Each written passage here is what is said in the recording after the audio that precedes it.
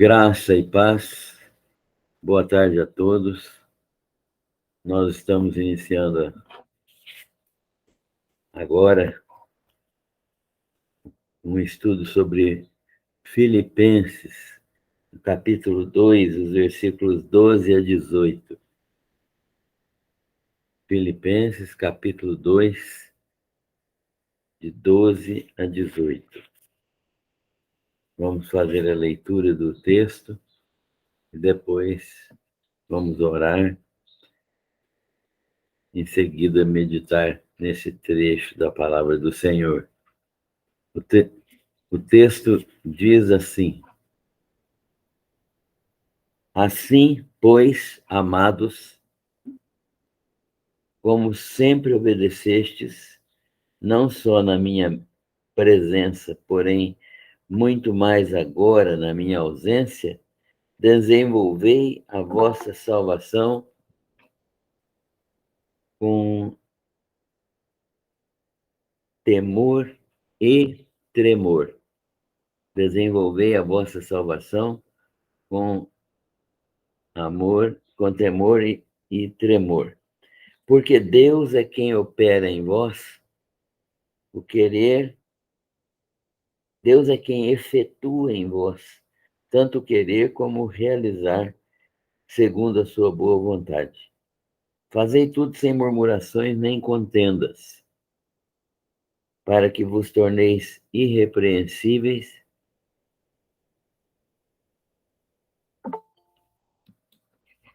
filhos de Deus, sinceros, inculpáveis, no meio de uma geração perversa e corrompida, na qual resplandeceis como luzeiros no mundo, preservando a palavra da vida, para que o dia de Cristo eu me glorie de que não corri em vão, nem me esforcei inutilmente. Entretanto, mesmo que seja eu oferecido por libação como sacrifício e serviço da vossa fé, alegro-me e com todos vós me congratulo. Assim vós também, pela mesma razão, alegrai-vos e congratulai-vos comigo. Amém. É o trecho que nós vamos meditar hoje, que nos ajude, que Deus nos ajude a entendê-lo. Vamos orar. Senhor, nós agradecemos ao Senhor por esta oportunidade tão boa de rever a tua palavra, de aprender dela, de saber que o Senhor fala ao nosso coração por intermédio dela. Nós te agradecemos, pedimos a tua direção, a tua orientação, a iluminação do teu Santo Espírito.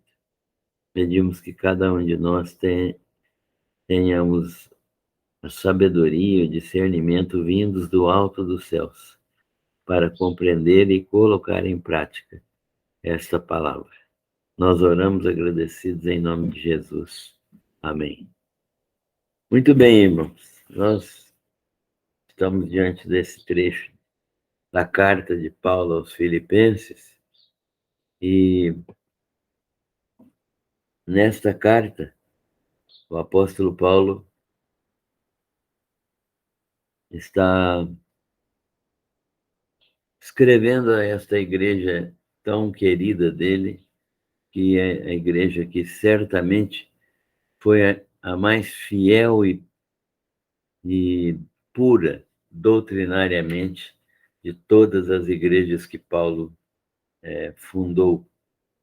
E Paulo está estimulando nesta oportunidade os crentes de Filipos à humildade, a seguirem o exemplo do Senhor Jesus Cristo, que se humilhou a si mesmo e, em obediência e em amor ao Pai, ele veio a este mundo amando também aos homens que deveriam ser salvos. Jesus, então, é um exemplo grande, básico, o maior exemplo de humildade ao qual Paulo se refere neste texto. Ele está continuando a ensinar os crentes a partir do capítulo 2, nós vimos isso. Ele está ensinando os crentes a humildade e o exemplo fundamental é Jesus. E aqui ele continua a ensinar os crentes.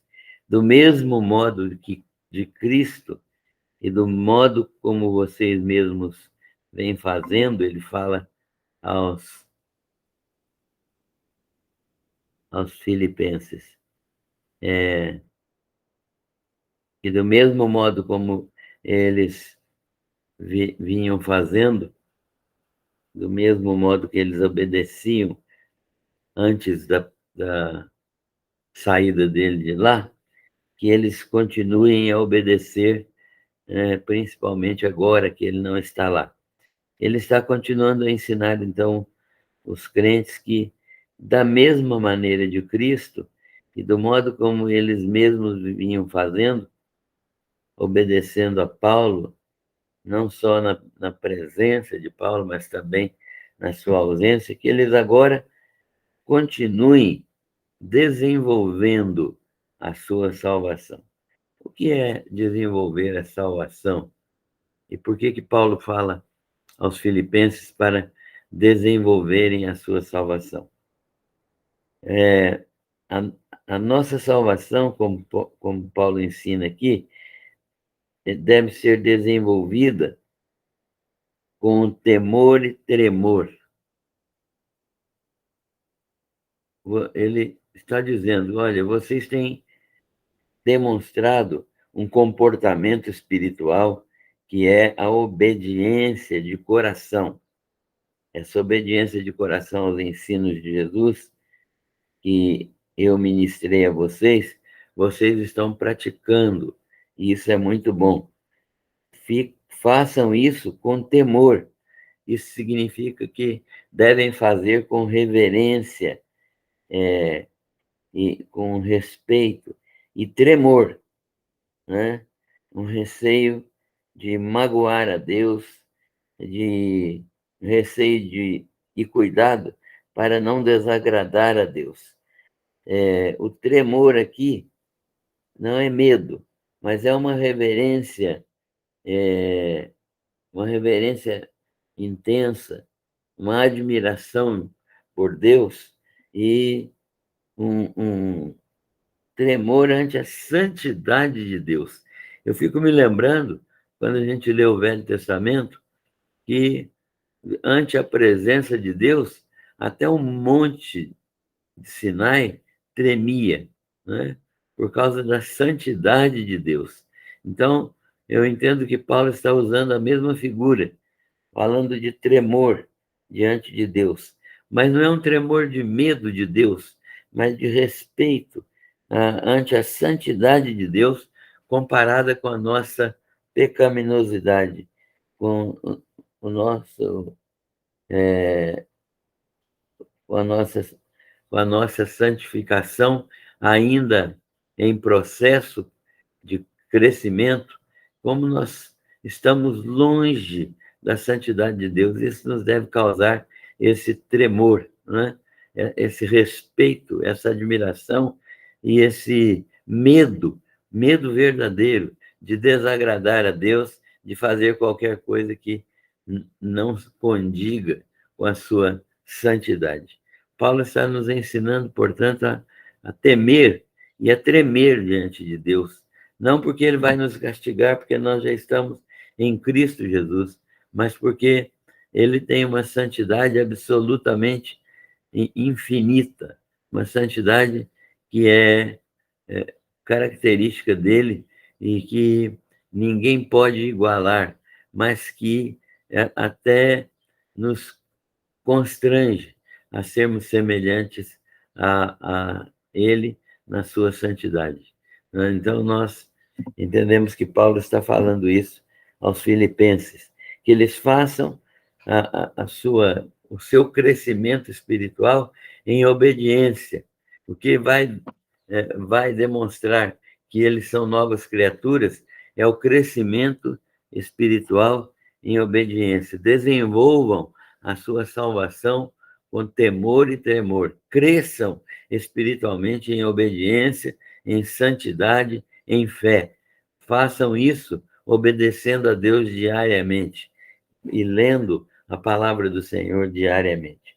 Isso é que nos faz crescer também em santidade e nos faz cada dia mais conscientes da distância que há entre Deus e nós, com base na análise da santidade, que é um dom, que é um atributo intrínseco de Deus. Portanto, Paulo está nos ensinando que tudo aquilo que os filipenses têm aprendido com ele, né? Ele, com os ensinos de Paulo, que eles aprendam também a desenvolver a sua santidade. Ele está dizendo, cresçam em santidade, cresçam com, com a vida dedicada exclusivamente a Cristo. A santidade, na visão de Paulo, na visão do Espírito Santo, né?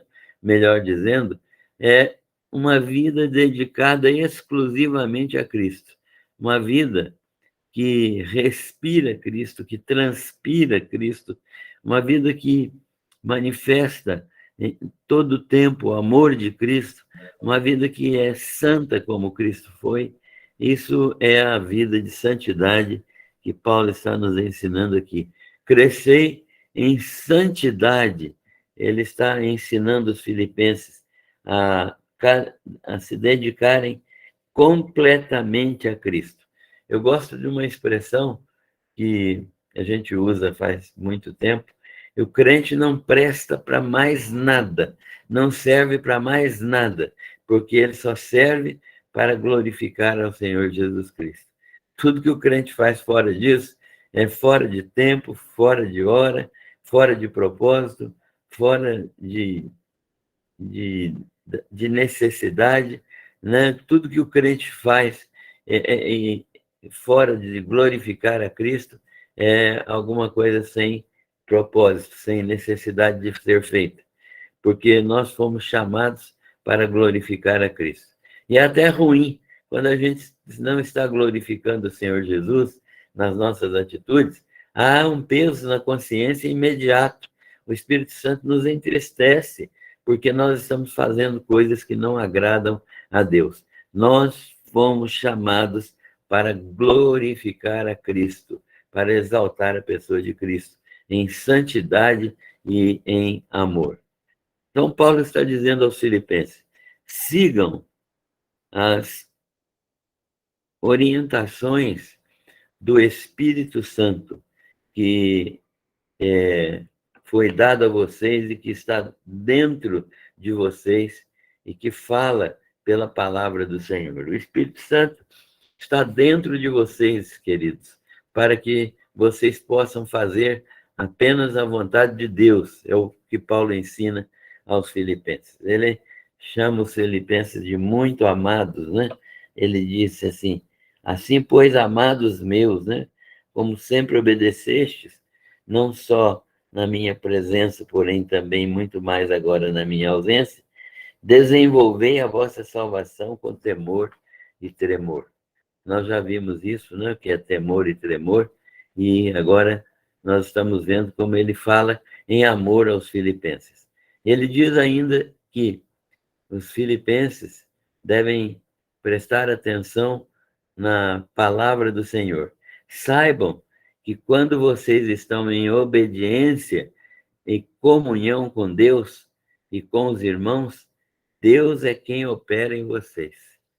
Então, ele está dizendo que é Deus quem opera em vós, né, falando aos filipenses, tanto querer quanto efetuar, segundo a sua vontade. Então, a nossa vida, quando nós estamos em obediência à palavra, em comunhão uns com os outros, na igreja, no Espírito Santo, né? Nós estamos dominados pelo Espírito Santo, Deus opera a vontade dele em nós e opera a vontade dele para crescimento espiritual de acordo com a seu desejo beneplácito, né? Que é essa sua vontade de prazer, vontade de alegria, aquilo que agrada o coração de Deus. É Ele mesmo quem opera isso em nós.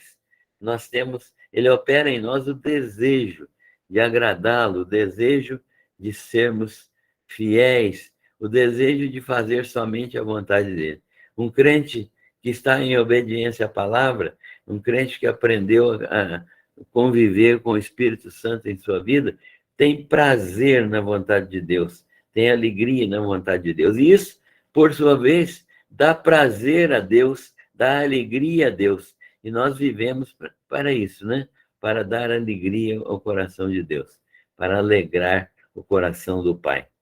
Paulo está ensinando isso aos filipenses e a nós também, né? Que essa palavra foi preservada miraculosamente por Deus para servir de expressão da vontade dele para nós nos dias de hoje. Saibam todos, então, diz Paulo, que vocês estão em obediência e em comunhão com Deus. Quando isso acontece, em comunhão com os irmãos, Deus é quem opera em vocês. E ele opera tanto o querer, a sua vontade, então nós ficamos querendo a vontade de Deus para a nossa vida, né? Porque ele sempre imputa a nós essa vontade e coloca no nosso coração essa vontade. Então, nós vamos querer a vontade de Deus e tanto também o fazer, tanto quanto o querer, o fazer a sua vontade. Então, nós vamos ser crentes que querem a vontade de Deus e que fazem a vontade de Deus, tão somente obedecendo aquilo que a palavra do Senhor nos diz. Então, diante desse fato, Paulo está dizendo aos Efésios, diante desse fato verdadeiro que Deus é que efetua em nós tanto querer a sua vontade como fazer a sua vontade, diante desse fato, quando Deus orientar plenamente vocês a fazerem algo na igreja, façam a todas as coisas sem murmuração, sem contenda. Isto é, se Deus está orientando vocês a fazer alguma coisa, façam isso para Deus, não por causa de contenda, não por causa de discussão. Façam isso sem murmuração, sem ficar reclamando, sem ficar murmurando, que é ficar fazendo comentários baixinhos, comentários que somente a gente ouve, ou no máximo uma pessoa que está perto, mas reclamando da situação, reclamando de estar fazendo alguma coisa. Não façam isso, porque isso não traz prazer para vocês, não traz edificação para vocês e não traz gozo na presença de Deus, nem para Ele, nem para Deus. Deus não se alegra com esse tipo de atitude. Ou fazemos as coisas de bom coração para agradar o coração de Deus, ou é melhor nem fazer, porque não vai trazer edificação. Então, Paulo está dizendo, façam tudo sem murmuração e sem contenda, sem discutir com ninguém, sem querer fazer aquilo que outro deve fazer, ou deixar de fazer aquilo que você tem que fazer. Então, isso tornará vocês inculpáveis e sinceros diante de Deus, né? Irrepreensíveis. Então, quando a gente age dessa maneira, Deus se alegra e o nosso coração sincero e inculpável diante de Deus é visto com alegria para Deus. Nós nos tornamos irrepreensíveis, ou seja, Deus não tem nenhuma repreensão a nos dar O Espírito Santo nos edifica, nos alegra, nos faz felizes no relacionamento com Deus, com os irmãos e na realização da obra de Deus. No meio de uma geração perversa e corrupta, nós estaremos brilhando como luzeiros neste mundo. Vocês vão brilhar como luzes no mundo quando agirem desta maneira. Eu entendo que como seria bom se cada membro da igreja entendesse isso, que tem que fazer aquilo que Deus ordena, de modo a glorificar a Deus e não murmurar e não falar, não fazer nada que não glorifique a Deus, que não exalte o seu nome, né? Não fazer murmurando, contendendo, discutindo. Desta maneira, Deus se agrada quando nós fazemos de bom coração, em obediência à própria vontade que Ele implantou na nossa mente e no nosso coração. Paulo está ensinando os filipenses a preservarem a palavra da vida. Preservem a palavra da vida, diz ele. Estudem e obedeçam, guardando no coração a palavra da vida. Preservar a palavra da vida não é guardar a palavra da vida a Bíblia, num lugar bem guardado, onde ela não vai ser alvo de nenhum inseto, nenhum caruncho, né? Nenhuma traça, nem mesmo onde poeira não vai chegar. Não é isso que é preservar a palavra da vida. Jesus ensinou isso aos seus discípulos e Paulo está ensinando isso aqui. Preservem a palavra da vida, estudando a palavra da vida, obedecendo a palavra da vida e não fugindo desta palavra da vida e guardando no coração a palavra da vida, de modo que ela vá operando transformação na mente e no coração, de modo que ela vá fazendo aquela limpeza, aquela mudança, aquela transformação na nossa mente e no nosso coração. Preservar a palavra da vida, portanto, é função nossa de cada dia. Paulo quer que no dia de Cristo, né, no dia do julgamento das obras dos crentes, ele esteja certo de que ele não correu em vão, né? Toda a obra dele, toda a operação dele foi digna de sucesso. Por quê? Porque os crentes estão em obediência àquilo que ele ensinou.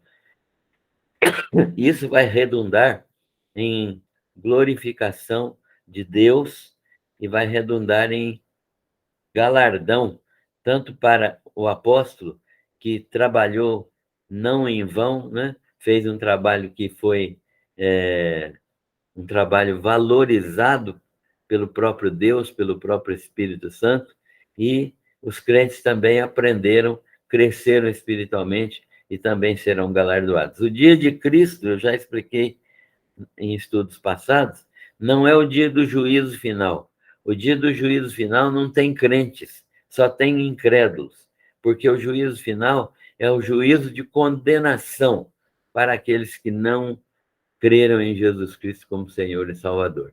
Mas o dia de Cristo é o dia do tribunal em que Cristo vai julgar as nossas obras. Não vai julgar se eu sou crente ou não sou crente, porque todos os que vão comparecer diante do tribunal de Cristo já são crentes. Mas nós vamos ser julgados quanto à motivação com a qual nós fizemos as nossas obras. Se foi para glorificar a Deus, se foi para exaltar o nome do Senhor Jesus, se foi para andar em obediência sob a inspiração do Espírito Santo, então nós seremos galardoados. Senão, nós não seremos galardoados, né? Mas não perdemos a salvação, porque a salvação é algo que custou a obra de Jesus Cristo e não nossas obras. Portanto, é isso que Paulo está ensinando aqui. Preservem a palavra da vida, estudem, obedeçam, porque no dia de Cristo eu espero não ter corrido em vão, né? Não ter trabalhado em vão com vocês, que vocês vão manifestar o seu próprio trabalho, e Deus sabe que o meu trabalho entre vocês foi um trabalho realizado no poder do Espírito Santo, para que vocês crescessem e para que houvesse glorificação do nome de Deus. Portanto, Paulo quer que no dia de Cristo, dia do julgamento das obras dos crentes, ele veja o resultado de seu trabalho, de sua própria obra, o resultado da vida obediente dos filipenses, e tanto ele como os crentes de Filipos sejam recompensados, né? Porque Paulo, porque fez a obra de pregação, os filipenses, porque andaram em obediência a essa obra de pregação e operaram seu próprio crescimento espiritual. Paulo, não quer ter corrido em vão. É claro, ninguém quer ter corrido em vão. Todos que estão fazendo a obra do Senhor têm a esperança de ver o resultado, as pessoas crescerem espiritualmente, aprenderem a palavra, colocarem em prática em suas vidas e se transformarem em testemunhas fiéis do Senhor Jesus Cristo. Então, esta palavra do apóstolo serve para nós hoje também, né? Nós queremos que todos cresçam espiritualmente, e para que nosso trabalho não tenha sido em vão, o apóstolo não quer, então, desta maneira, que seu trabalho tenha sido um trabalho não aproveitado, né? E seu sacrifício intenso, o sacrifício dele, que ele fez pessoalmente, né? Sacrifício de sua própria vida, não tenham gerado uma igreja firme, uma igreja espiritual, uma igreja disposta até a se oferecer como sacrifício diante de Deus. Paulo quer que verdadeiramente isso tenha ocorrido com a igreja de Filipenses, que o seu trabalho tenha produzido uma igreja disposta a ser reta diante de Deus e até a se sacrificar, a se oferecer como sacrifício, se isso fosse necessário, né? Uma igreja que estava disposta a morrer por Cristo para beneficiar crentes de outros lugares. Paulo também tinha o mesmo espírito. Ele não tinha medo de se sacrificar, de entregar sua vida para que os crentes de Filipos e de outras igrejas fossem abençoados. Então, essa disposição de coração, Deus conhece e vai julgar exatamente essa disposição de coração que nós tivemos, ou que temos, ou que teremos em relação às coisas que devemos realizar para a glória de Deus. Sem murmuração, sem contenda, no meio da igreja, procurando fazer aquilo que nós devemos fazer, sem esperar ninguém mandar, né? Ou sem desejar contribuir, né? Nós precisamos disso. Então, cada pessoa recebe talentos e dons para usar no corpo de Cristo, para levar pessoas ao conhecimento do Evangelho, para edificar a igreja. Ninguém recebe talentos para ficar em casa, ninguém recebe talentos para não ajudar, ninguém recebe talentos para não ser usado pelo próprio Deus. Deus concede dons espirituais para que sejam usados na igreja do Senhor. Como a igreja respondeu bem ao conselho de Paulo e ao ensino, ele se alegrou e exortou a igreja de Filipos a se regozijar com ele.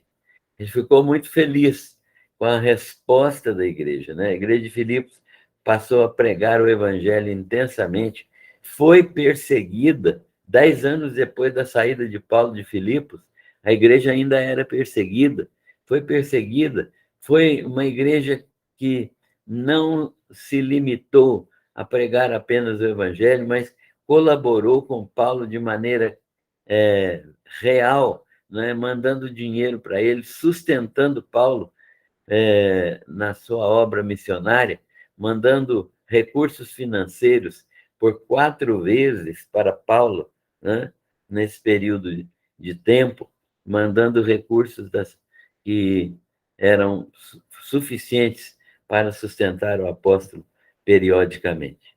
Então, essa igreja é uma igreja que alegrava o coração de Paulo, porque Paulo percebia a sua disposição espiritual de colaborar, de contribuir, de manifestar os dons espirituais e de andar em obediência à palavra do Senhor e à inspiração do Espírito Santo.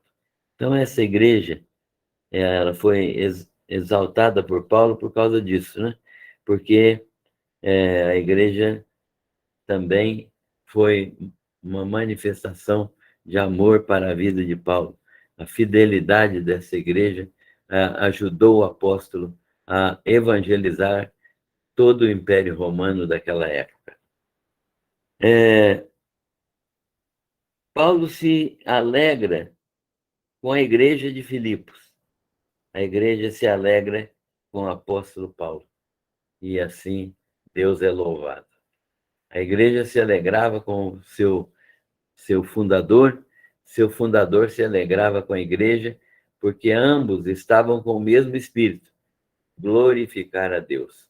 Quando eu quero glorificar a Deus, meu irmão quer glorificar a Deus, outros irmãos querem glorificar a Deus, o que resulta dessa disposição é que Deus verdadeiramente é glorificado, e nós nos tornamos pessoas usadas por Ele com o poder do Espírito Santo, né? Então, Deus é glorificado e nós também somos usados poderosamente pelo Espírito Santo. Deveríamos e devemos viver de uma maneira que Deus seja glorificado na nossa vida, todas as pessoas.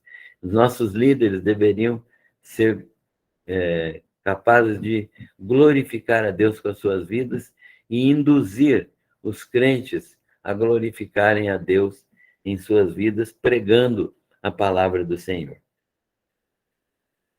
Paulo, então, tem essa manifestação de amor e de graça para com os filipenses, e os filipenses também têm esse tipo de relacionamento com Paulo, estimulado pelo amor cristão.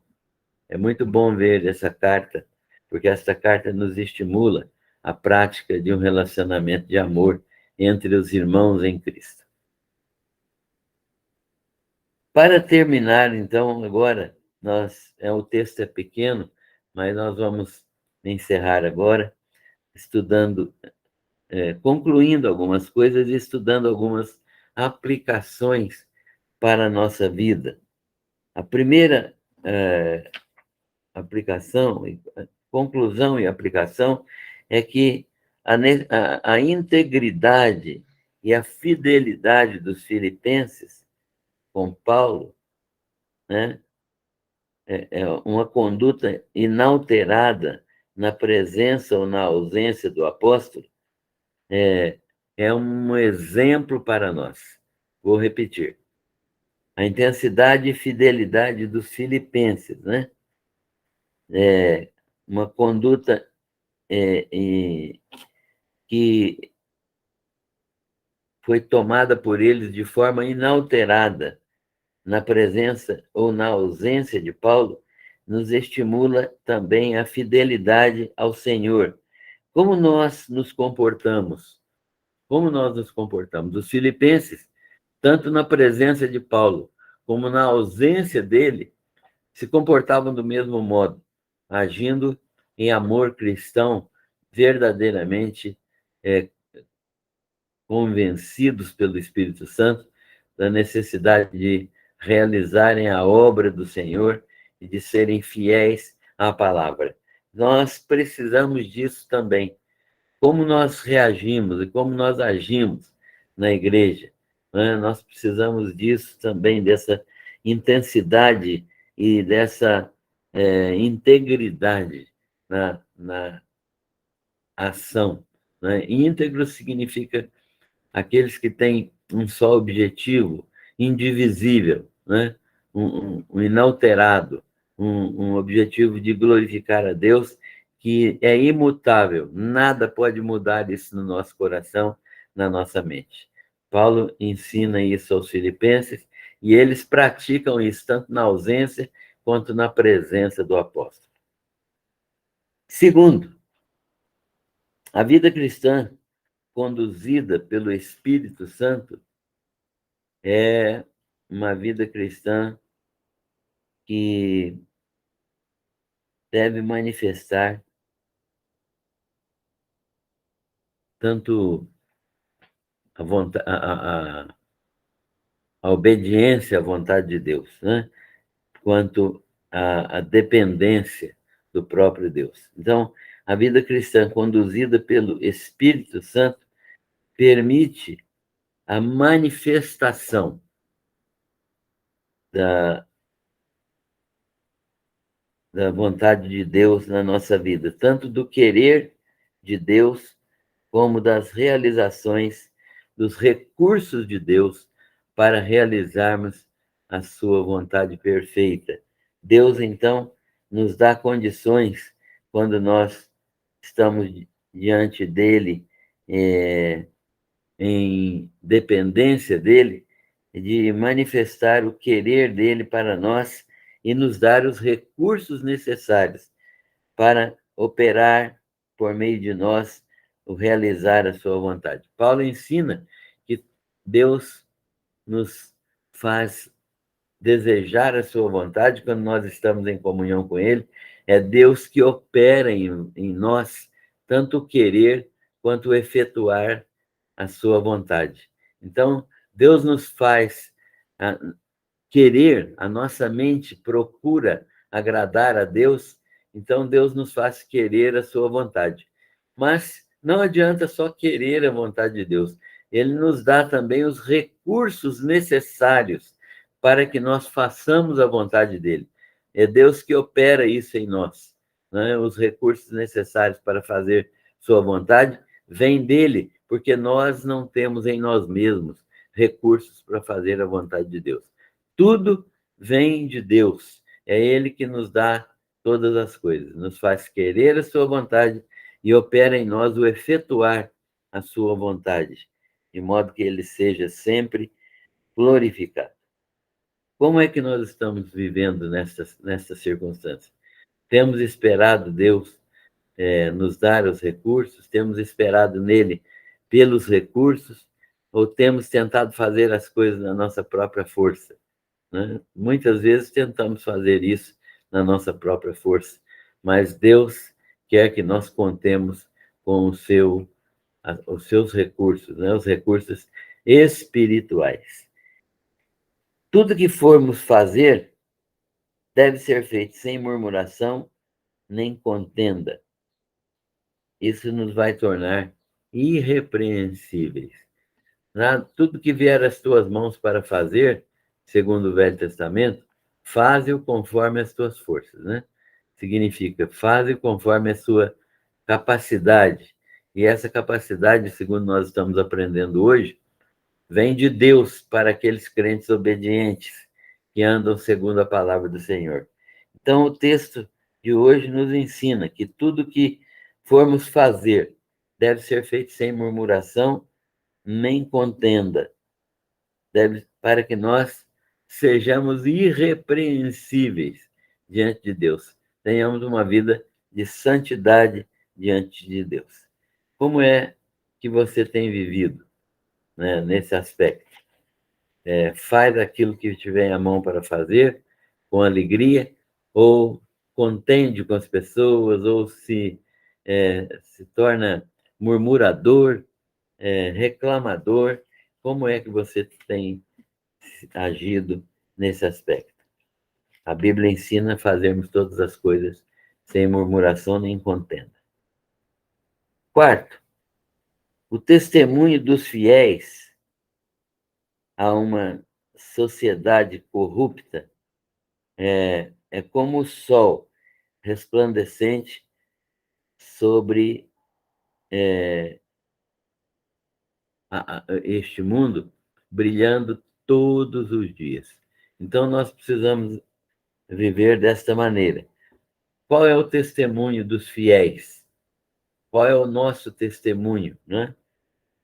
Precisamos entender isso como uma disposição que Deus nos dá de vivermos no meio da sociedade corrupta, brilhando como o sol, brilhando como um luzeiro, de modo que as pessoas possam ver em nós verdadeiros discípulos de Jesus e que o nome dele seja glorificado.